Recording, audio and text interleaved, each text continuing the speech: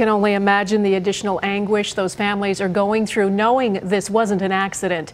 It's important to note, though, that air travel is incredibly safe. Incidents like this are incredibly rare, and that human beings are complex and unpredictable. If a pilot decides to hide an illness, decides not to self-report a problem, is there any test that could keep them out of the cockpit?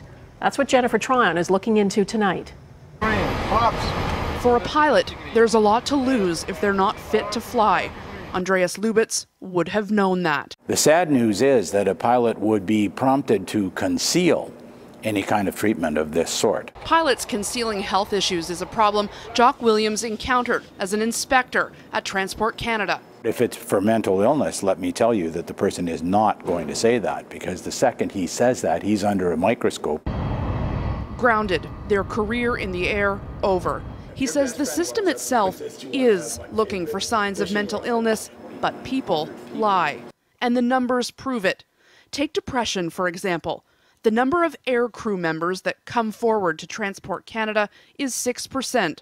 However, we know the rate of depression among Canadians is nearly double that. I would anticipate that they would have much greater difficulty in hiding their psychotic symptoms, and given how closely pilots are scrutinized in terms of their mental health, that would seem to me to be unlikely.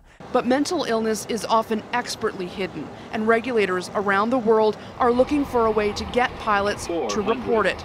Transport Canada admits a permanent solution has not been gathered fully in the aviation environment. In the meantime as well, the Minister has spoken with her officials regarding taking a look at the overall regime that governs our pilots and our safety in the air. Everyone in the world will be re-examining their actions in light of this accident. This young man with his problems may have solved a major problem for a lot of agencies. The only silver lining around this dark, dark cloud. Jennifer Tryon, Global News, Toronto.